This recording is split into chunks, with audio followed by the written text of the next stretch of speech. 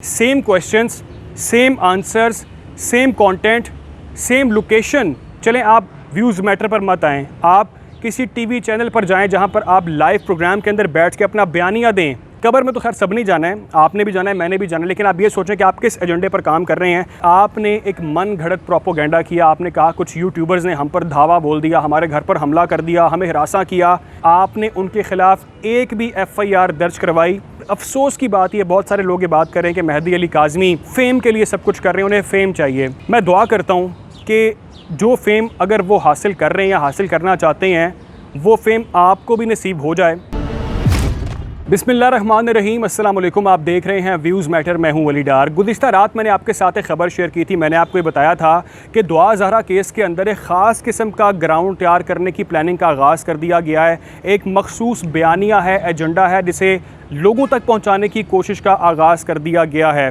मैंने भी रिसेंटली दुआ ज़हरा के कुछ इंटरव्यूज़ देखे हैं और उन इंटरव्यूज़ में जो मैंने देखा वो ये देखा कि same questions, same answers, same content, same location, लेकिन सिर्फ फ़र्क इतना था कि एंकर्स तब्दील किए जा रहे थे, बार बार जो यूट्यूबर्स थे उनको बदला जा रहा था, लेकिन तमाम तर कहानी, तमाम तर बयानिया एक ही था इन सारे इंटरव्यूज़ का।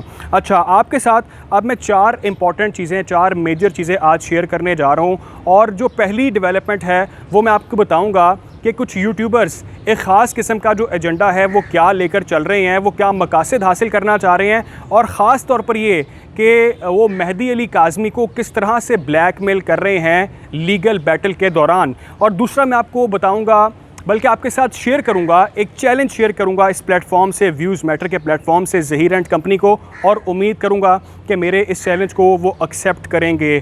तीसरा मैं आपको ये बताऊंगा कि जो दुआ ज़हरा ने अभी इंटरव्यूज़ दिए हैं, उन इंटरव्यूज़ के अंदर बहुत सारे लूप होल्स थे, बहुत सारे झूठ थे जो बेनकाब हो चुके हैं, एक्सपोज हो चुके हैं, और वो अब खुलकर सामने आते चले जा रहे हैं। आपको तमाम तर तफसील मैंने आज बतानी है।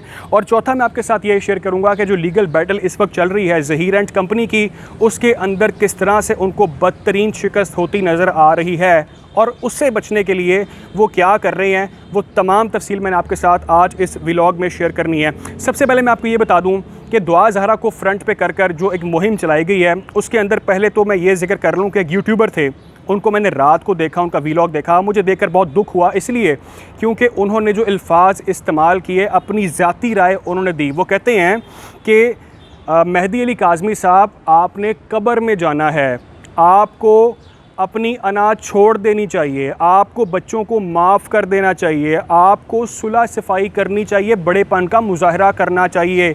ये यूट्यूबर कह रहे हैं एक लड़की के बाप को, जिसका कोई ताल्लुक़ नहीं लड़की के साथ, उसके बाप को वो कह रहा है कि आपने कब्र में जाना है, आप ज़िंदगी भर अगर बच्ची आपके पास आ भी जाएगी तो आप ताने खाएंगे, या आपकी बच्ची ख़ुदकुशी कर सकती है, बच्ची प्यार में इतनी आगे जा चुकी है कि अपनी जान ले सकती है। बेसिकली आपका एजेंडा जो है वो ये है कि आप दुआ ज़हरा के वालिद मेहदी अली काज़मी और उसकी माँ को ब्लैकमेल कर रहे हैं। एक यूट्यूब चैनल के प्लेटफॉर्म पर बैठकर आप लाखों लोगों तक मैसेज कन्वे कर रहे हैं, उनको आप ये बता रहे हैं कि ये बच्ची अगर यहाँ से चली भी गई, अगर आप तक पहुंच भी गई, तो आपकी ज़िंदगी बर्बाद हो जाएगी, आपको ताने पड़ेंगे, और अगर आप ना माने आपकी बच्ची अपनी जान दे सकती है, तो आप किसी ना किसी तरह ब्लैकमेल हो जाएं। उन्होंने बार बार जिक्र किया अपने व्लॉग में कि सुलह कर लें, सुलह कर लें, सुलह कर लें, क्योंकि आपका एजेंडा ये है कि आप शिकस्त से बचने के लिए, आप ज़हीर को जेल की सलाखों से बचाने के लिए आप उसके बाप को ब्लैकमेल कर रहे हैं। दुआ ज़हरा को फ्रंट फुट पे बिठाकर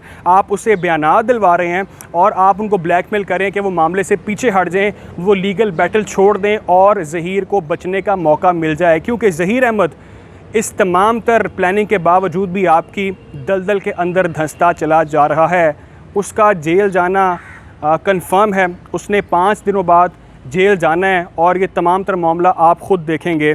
मैं आपको ये बता दूं कि कब्र में तो खैर सब नहीं जाना है, आपने भी जाना है, मैंने भी जाना है, लेकिन आप ये सोचें कि आप किस एजेंडे पर काम कर रहे हैं, आप किस तरह से उसके वालिद को ब्लैकमेल कर रहे हैं, एक मखसूस बयानिया बार बार दोहरा रहे हैं, और आप उसके ज़रिए उसके बाप पर प्रेशर बिल्ड कर रहे हैं। खैर, मैं आपको चैलेंज करता हूँ, मैं ज़हीर और कंपनी को ये चैलेंज करता हूँ, व्यूज़ मैटर के प्लेटफॉर्म से चैलेंज करता हूँ कि आपने अगर दुआ ज़हरा का इंटरव्यू करवाना है तो आप व्यूज़ मैटर के प्लेटफॉर्म पर करवाएं। आप हमें बताएं, हम आपके पास हाजिर होते हैं। निकलें बाहर उस कमरे से जहां पर आप एक तरह की बातें दोहराते रहते हैं, एक तरह का मौक़िफ़ अपनाते रहते हैं। आपके वकला से मैं रिक्वेस्ट करता हूं कि वो एक इंटरव्यू कंडक्ट करवाएं, एक डिबेट कंडक्ट करवाएं। चलें, आप व्यूज़ मैटर पर मत आएँ, आप किसी टीवी चैनल पर जाएं जहां पर आप लाइव प्रोग्राम के अंदर बैठ के अपना बयानिया दें, बच्ची वहां पर बात करे, बच्ची वहां पर डिबेट करे। लेकिन आप ऐसा नहीं करेंगे, क्योंकि आपके तमाम इंटरव्यूज़ के अंदर जो सवालात पूछने वाले थे, आपने वो सवालात सिरे से पूछे ही नहीं। आपने फ़जूल आएँ बाएँ शाएँ सवालात किए।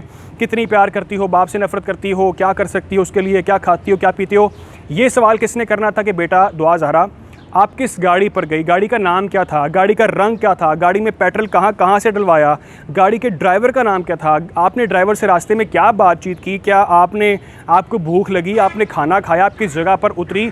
इतने बेतहाशा सवालात थे जो करने चाहिए थे, लेकिन आप में से किसके अंदर भी इतनी मॉरलिटी नहीं थी कि वो ये बात करता, इतने मोरल ग्राउंड्स उसके अंदर नहीं थे कि वो ऐसी बात उससे पूछता और तमाम हक़ाइक़ दुनिया तक पहुँचाता। लेकिन आपने ऐसा नहीं किया क्योंकि आपका एजेंडा कुछ और है। खैर, इस मामले से आगे चलते हैं और मैं आपको ये बता देता हूँ कि इंटरव्यू के अंदर पहले तो आप ये देख लें कि दुआ ज़हरा से स्टेटमेंट ये दिलवाया जा रहा है, वो बच्ची कह रही है कि मेरी उम्र 17 साल है, मैंने लीगल ये काम किया है, मैंने कोई गलत काम नहीं किया, गैर कानूनी काम नहीं किया, मैंने पसंद की शादी किया, मैंने पाक निकाह किया, इसमें क्या गलत है। पहली बात तो ये है कि आपको वहीं पे प्रॉप करना चाहिए था उस बच्ची को और कहते आप कि आप अंडर एज हो, आपकी उम्र मेडिकल बोर्ड ने 15 साल डिक्लेयर कर दी है, आपने लीगल काम नहीं किया, आपने एक इलीगल एक्टिविटी का आप हिस्सा बनी हो, आपको राइट नहीं है इस तरह से कि आप फ़ैसला करके शादी की बात करो।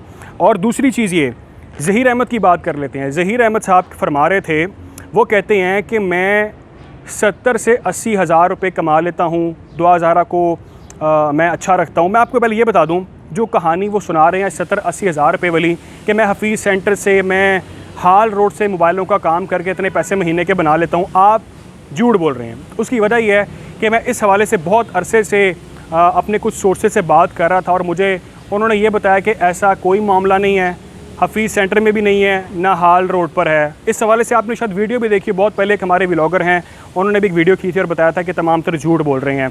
खैर, आपकी चलें बात मान भी लेते हैं कि आप सच कह रहे हैं। आपने अपने इंटरव्यू के अंदर बोला कि मेरा बहरिया टाउन में प्लॉट है, मैं इतना प्लॉट रखता हूँ, मैं इतना पैसा रखता हूँ। अच्छा, मुझे ये बताएं कि आपकी वालिदा एक आया हैं, आपकी वालिदा पंजाब यूनिवर्सिटी में सरकारी मुलाजमत करती हैं, आपने कैसे प्लॉट अफोर्ड किया?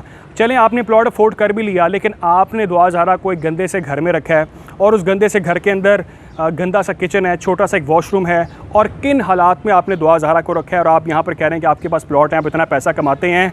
और एक और बहुत अहम चीज़ वो ये कि आपने एक मन घड़त प्रोपोगेंडा किया। आपने कहा कुछ यूट्यूबर्स ने हम पर धावा बोल दिया, हमारे घर पर हमला कर दिया, हमें हिरासा किया। आपने अभी तक, इस दिन तक आपने उनके ख़िलाफ़ एक भी FIR दर्ज करवाई, आपने उनके ख़िलाफ़ कोई कानूनी कार्रवाई की? क्योंकि आपने ऐसा नहीं किया, आप झूठ बोल रहे हैं, आप फेक प्रोपोगेंडा कर रहे हैं।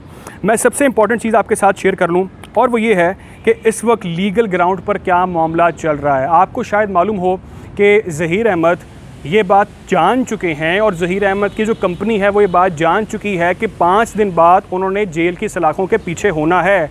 इस दलदल के अंदर, इस पानी में उन्होंने डूबना है, जितने मर्ज़ी हाथ पाँव मार लें। आपके पास 5 दिन हैं और इस 5 दिन के अंदर आपने जो बयानिया बनाना बनाएं, आपने जिस तरह से लोगों को ब्लैकमेल करना है, आपने अवाम में सिंपथी लेनी है, आपने दुआ ज़हरा के फ़ादर को डराना है और उनको खौफ में मुब्तला करके मामला सेटल करने की कोशिश करनी है, आप वो भी कर लें।